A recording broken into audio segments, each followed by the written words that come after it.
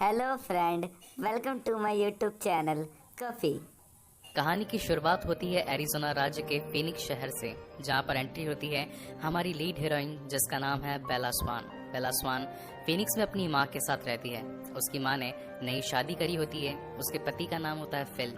Actually fill एक baseball player होता है, इसी की वजह से उसे शहर में आना जाना बार बार पड़ता रहता है। एक दिन बेला की माँ और उसका पति एक रोड ट्रिप पर जाने वाले होते हैं।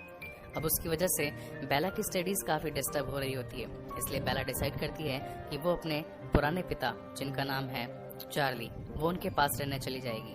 तभी बेला स्वान जाती है वॉशिंगटन डीसी के फोक्स राज्य में, जहाँ पर उसके पुराने पिता चार्ली रहा करते हैं। चार्ली एक्चुअली एक चीफ ऑफ पुलिस हैं। फोक्स शहर काफ़ी शांत और काफ़ी अच्छा है। वहाँ हर टाइम बादल और बरसात आती जाती रहती है। जब वो दोनों अपने घर पर पहुँचते हैं तो चार्ली बेला को अपना रूम दिखाता है। वो उसे पाकर काफी खुश होता है। अगले दिन हम देखते हैं कि उसके आने की खुशी में चार्ली अपनी बेटी को एक गिफ्ट देता है। वो अपने खास दोस्त बिली ब्लैक को बुलाता है, जो कि अपने बेटी जेकब के साथ में उसके घर पर आता है। वो सभी मिलकर बेला को एक नई कार गिफ्ट करते हैं। उस कार के साथ में बेला फोक्स शहर के एक नए स्कूल में जाती है, जिसका नाम होता है Fox high school, home of the Spartans. वहाँ पर जाकर वो अपने नए दोस्तों से मिलती है, जिसका नाम होता है टाइलर, एरिक, माइक और जेसिका। उनके साथ बैठकर वो ब्रेकफास्ट कर ही रही होती है। तभी वहाँ पर कुछ लोग एंट्री लेते हैं। तब बेला पूछती है अपनी जेसिका फ्रेंड को कि वो लोग कौन हैं। तो जेसिका बताती है कि वो कलिंस हैं, डॉक्टर कार्लाइल के बेटे। वो सभी अडॉप्टेड हैं, लेकिन वो सब काफ़ी अजीब हैं। कार्लाइल ने अपनी फैमिली में काफ़ी अजीब लोग पाल रखे हैं। तभी एंट्री होती है एमिट और रोजेली की। उसके बाद में एंट्री होती है जेस्पर और एलिस की। तभी बेला पूछती है कि वो कौन है। तो जेसिका बताती है कि उसका नाम है एडवर्ड कलिन। वहाँ से एंट्री होती है हमारे लीड हीरो एडवर्ड की। अगले सीन में हम सभी स्टूडेंट्स को बायोलॉजी क्लास में जाता देखते हैं।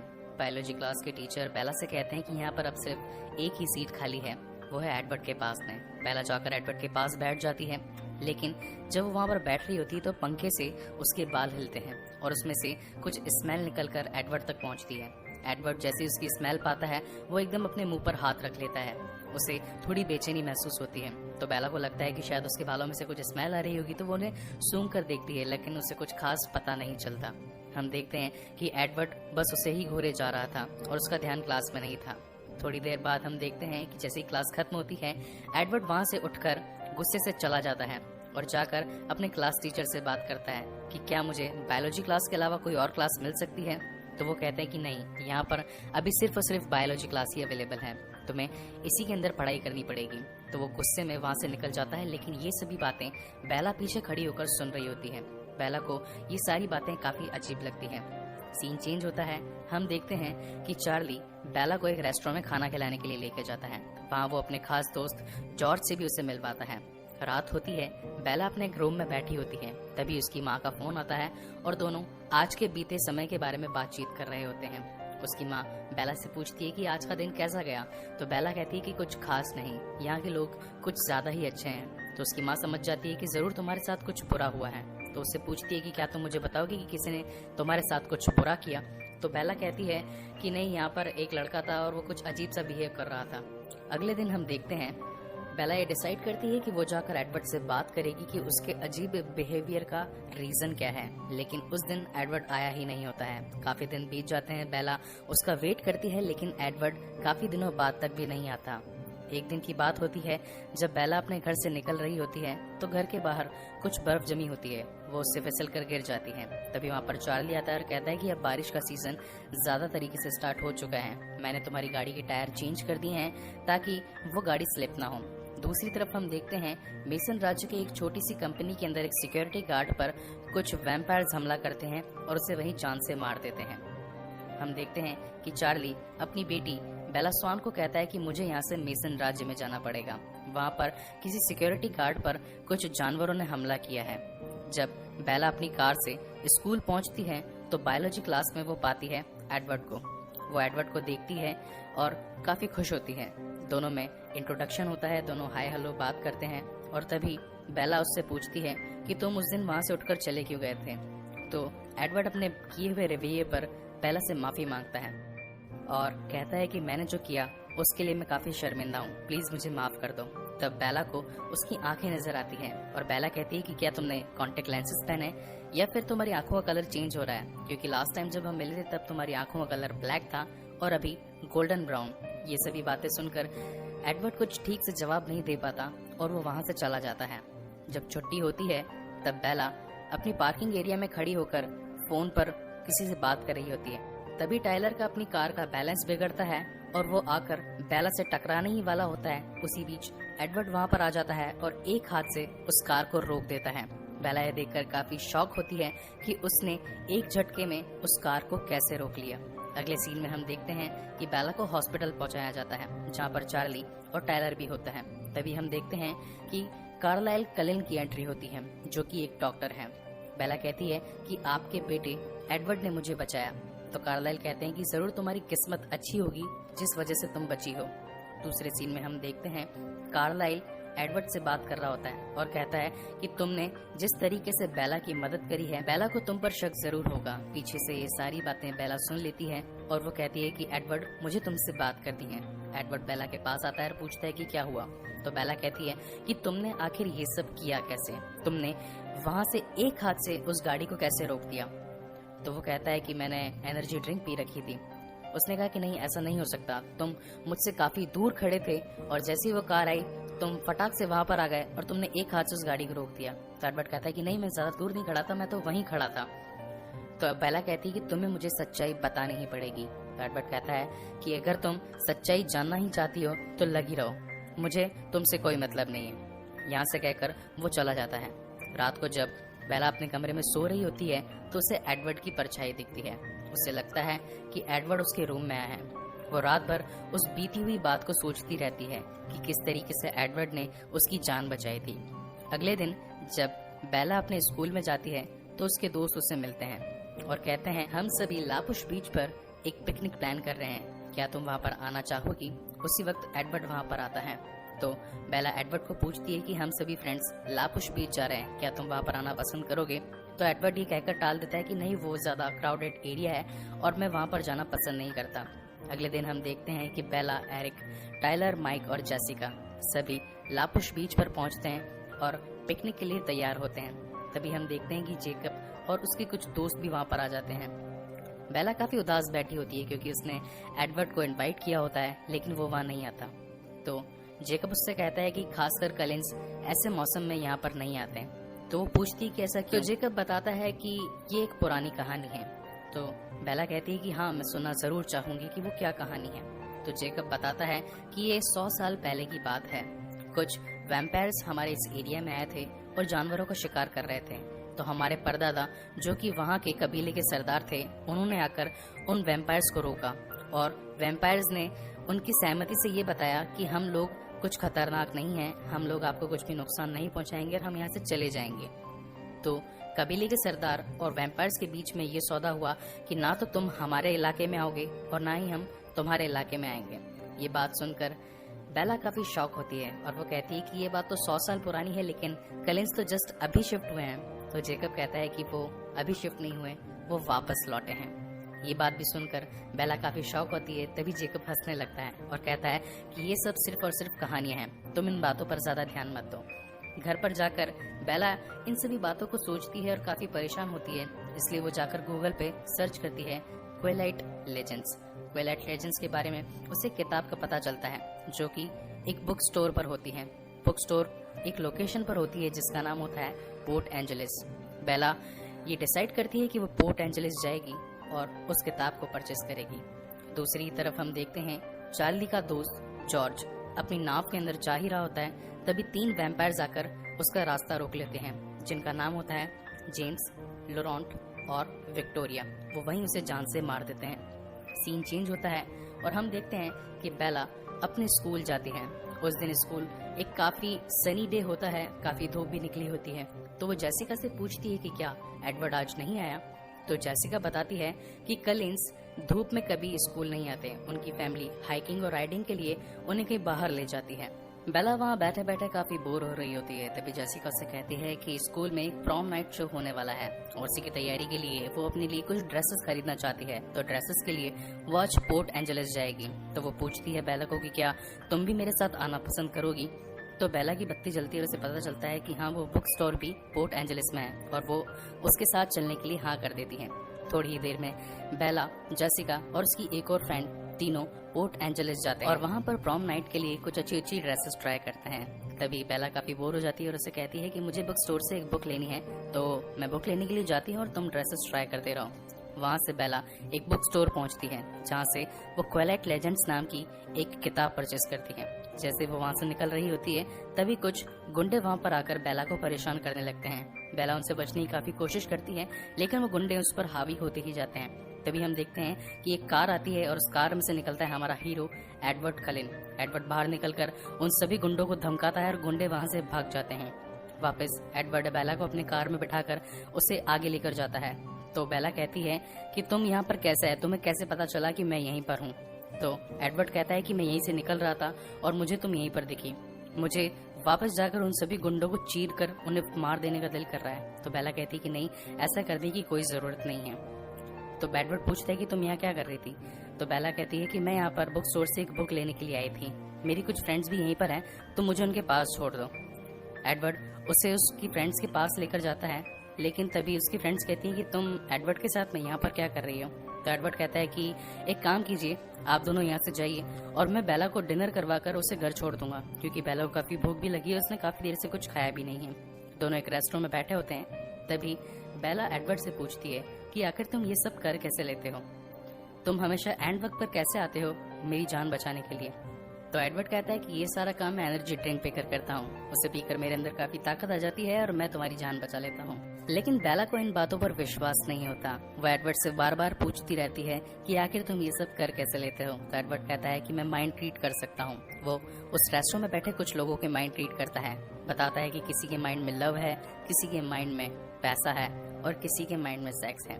तभी वो दोनों वहाँ से कार में बैठकर आगे निकलते हैं। आगे निकलते टाइम उन्हें एक बिल्डिंग में एक कार नजर आती है। तो बेला कहती है कि ये तो मेरे पापा की कार है। तभी एडवर्ड भी कहता है कि यहाँ पर मेरे पापा भी खड़े हैं, चलो चलकर देखते हैं आखिर माजरा क्या है। वहाँ पर पहुँचने पर उन्हें पता चलता है कि जॉर्ज की डेथ हो चुकी है। उसी की इन्वेस्टिगेशन के लिए चार्ली वहाँ पर आया होता है और उसके ब्लड सैंपल्स लेने के लिए वहाँ पर कार्लाइल आया होता है। दोनों चारों आपस में मिलते हैं और आपस में बातचीत करते हैं कि आखिर ये सब हुआ कैसे।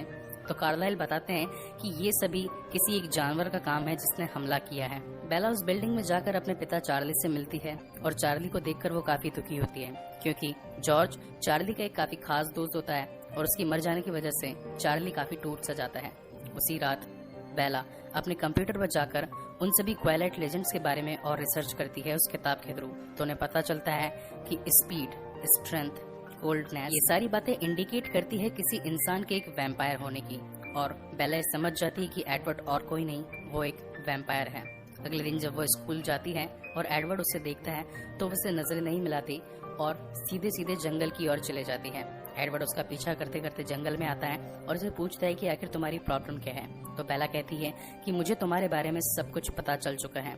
स्पीड, स्ट्रेंथ, कोल्डनेस, ये सारी बातें जो कि एक वैम्पायर की ओर इशारा करती है, वो सारी बातें तुम में हैं, तुम एक वैम्पायर हो।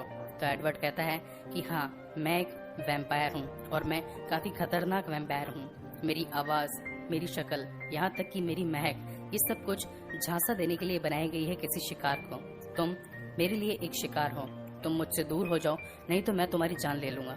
तो बेला कहती है कि नहीं, मैं तुमसे दूर नहीं हो सकती। तभी एडवर्ड बेला को अपने कंधे पर बिठाकर माउंटेन टॉप पर लेकर जाता है और सूरज की रोशनी में खड़ा हो जाता है। जैसे ही वो सूरज की रोशनी में खड़ा होता है, सूरज की किरणें जैसे उस पर पड़ती है तो वो ग्लो करने लगता है, शाइन करने लगता है।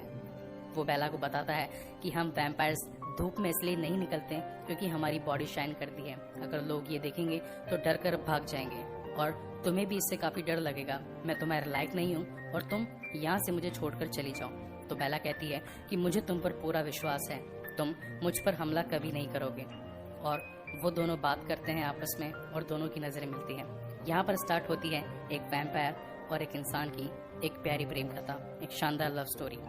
बेला और एडवर्ड अपनी लव स्टोरी की रिलेशनशिप को लेकर साथ साथ में घूमने लगते हैं। पूरा स्कूल उन्हें देखने लगता है और काफी शौक होता है। एक दिन बेला एडवर्ड से पूछती है कि आखिर तुम वैम्पायर बने कैसे। तो एडवर्ड बताता है कि ये 1917 की बात है। मुझे एक बीमारी हो गई थी जिसका नाम था स्पेनिश इन्फ्लुएंजा और मुझे कार्लाइल ने बचाया था। हालांकि कार्लाइल ने मुझे काटा और मुझे वैम्पायर बनाया, लेकिन उसमें काफी ज्यादा दुख कार्लाइल को ही हुआ। एडवर्ड बताता है कि कार्लाइल के लिए ऐसा करना काफी मुश्किल था, क्योंकि जब एक वैम्पायर किसी इंसान के खून पर अपने दांत लगा देता है तो उसे रोकना काफी मुश्किल होता है, और बीच में रुक जाने से ही कोई इंसान एक वैम्पायर में बदल सकता था।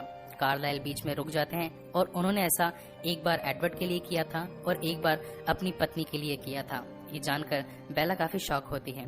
तब एडवर्ड बताता है कि हमारी फैमिली अपने आप को वेजिटेरियन कहलाती है, क्योंकि हम लोग सिर्फ और सिर्फ जानवरों का खून पीते हैं। अगर तुम्हारा खून पीने को मिले तो मजा ही आ जाएगा।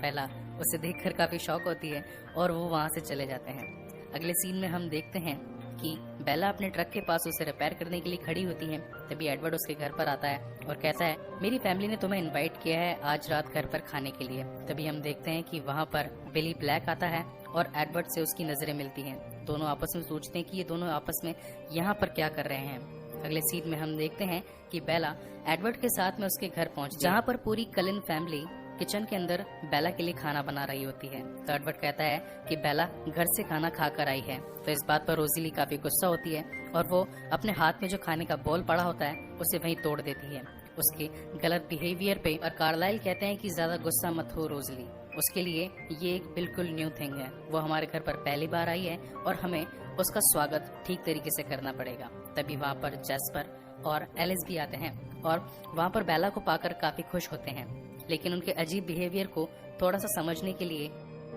एडवर्ड बेला को अपने रूम की ओर लेकर जाता है। अभी हम देखते हैं कि एडवर्ड की वॉल पर काफी सारी ग्रेजुएशन कैप्स होती हैं। बेला उन्हें देखकर काफी हैरान होती है और एडवर्ड से पूछती है कि ये सब तुम्हारी हैं? तो एडवर्ड कहता है कि ये सब हम जमा करते रहते हैं, ये सब हम हर 3 साल में जमा करते हैं और ये एक रीजन है जिसकी वजह से हम किसी जगह पर ज्यादा दिन तक टिक पाते हैं।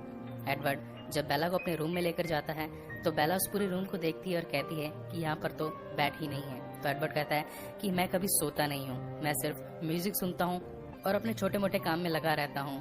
तभी बेला उसकी कमरे में से एक म्यूजिक सीडी निकालती है और उसे प्ले करने लगती है। दोनों आपस में डांस करने लगते हैं। तो एडवर्ड कहता है, क्या तुम्हें डर नहीं लगता? तो बेला कहती है कि मुझे तुमसे किसी भी बात का डर नहीं लगता।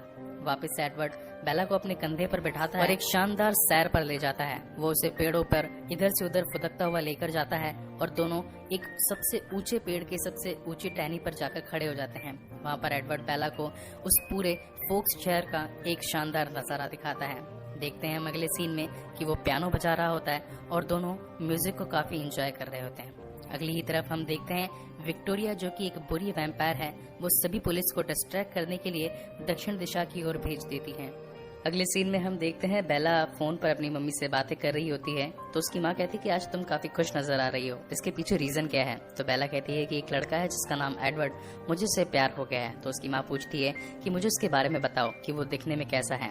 बेला शर्मा कर फोन को वहीं रख देती है। तभी हम देखते हैं कि वहाँ पर एडवर्ड की एंट्री होती है। दोनों के बीच में एक किस होता है और एडवर्ड रात को बेला के घर में वहीं रुक जाता है। अगले मॉर्निंग में हम देखते हैं बेला अपने पिता चार्ली से कहती है कि एडवर्ड आपसे बात करना चाहता है। तो चार्ली कहता है कि ठीक है, उसे अंदर बुलाओ। एडवर्ड घर के अंदर आता है और चार्ली को अपने आप को इंट्रोड्यूस करवाता है। वो चार्ली से कहता है कि आज हमारी फैमिली हाइकिंग के लिए, पिकनिक के लिए एक थोड़ी आउटडोर एरिया में जा रही है, तो क्या वो अपने साथ में बेला को ले जा सकता है?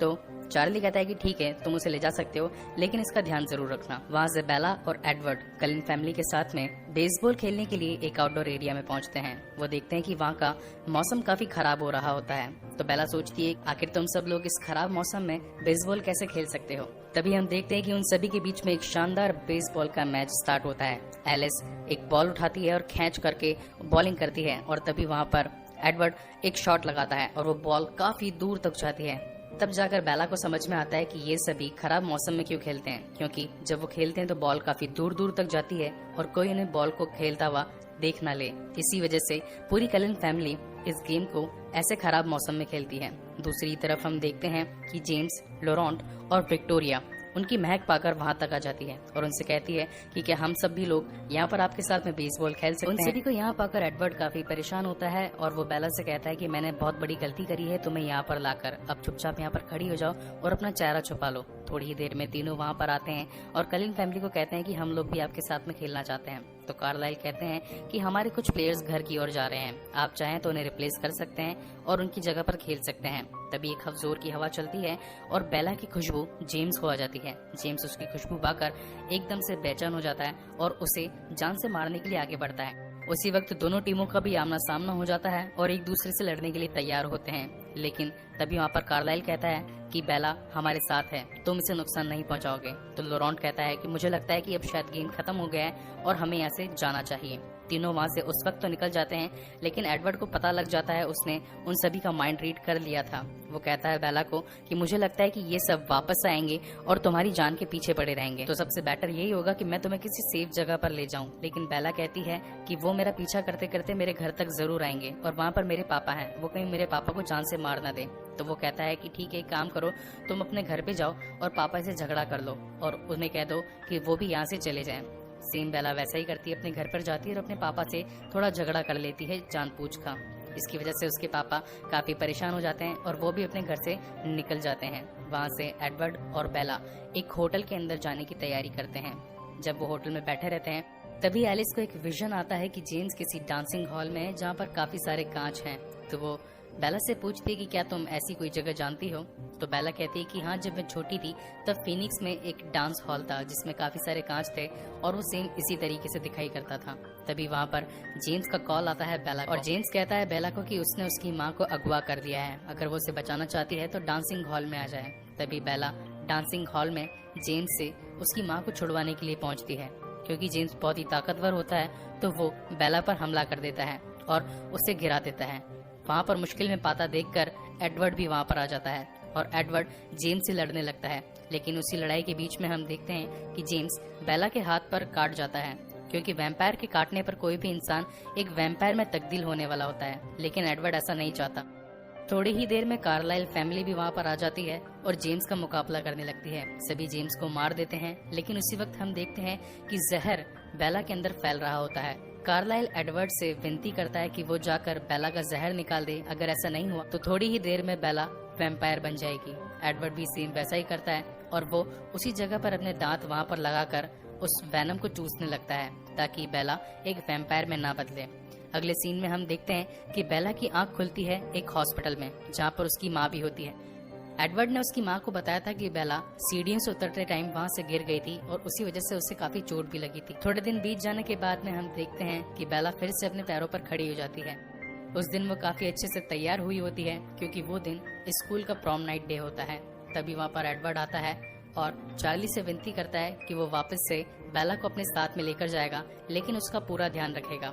उसके पिता भी उसे जाने देते हैं। हम देखते हैं कि कार में एडवर्ड और बेला अपनी स्कूल की प्रॉम नाइट के लिए निकलते हैं। जब एडवर्ड बेला से बात कर रहा होता है तो उसे लगता है कि कार में कुछ प्रॉब्लम है। वो अपनी कार की तरफ जाता है, तभी देखता है कि जेकब वहाँ पर आ जाता है। जेकब बेला से बात करने लगता है और उसे कहता है कि तुम्हें एडवर्ड के साथ नहीं रहना चाहिए। मुझे नहीं लगता कि एडवर्ड तुम्हारे लिए ठीक है। मेरे पिता बिली ब्लैक ने मुझे कहा है कि मैं तुम्हारे साथ ज्यादा वक्त बिताऊं। लेकिन हम देखते हैं कि उसी बीच में एडवर्ड वहाँ पर आ जाता है और जेकब को वहाँ से जाने के लिए कहता है। जेकब उन दोनों को साथ पाकर थोड़ा बुरा महसूस करता है और वो वहाँ से चला जाता है। तब हम देखते हैं कि एडवर्ड बेला को प्रॉम नाइट में लेकर जाता है और दोनों के बीच में एक बहुत ही अच्छा डांस होता है। डांस करते हुए बेला एडवर्ड को कहती है कि क्या तुम मुझे वैम्पायर नहीं बना सकते, मैं तुम्हारे बिना जी नहीं सकती। तो एडवर्ड कहता है कि मैं इस पर सोच कर बताऊंगा। और ऊपर खड़े होकर ये सारी बातें विक्टोरिया सुन रही होती है और इसी के साथ ये मूवी यहीं पर खत्म होती है। गाइस, आपको ये वीडियो कैसा लगा प्लीज मुझे लाइक और कमेंट करके जरूर बताएं। इसका अगला पार्ट मैं जल्दी ही अपने चैनल पर अपलोड करूंगा। Thank you so much for watching this video.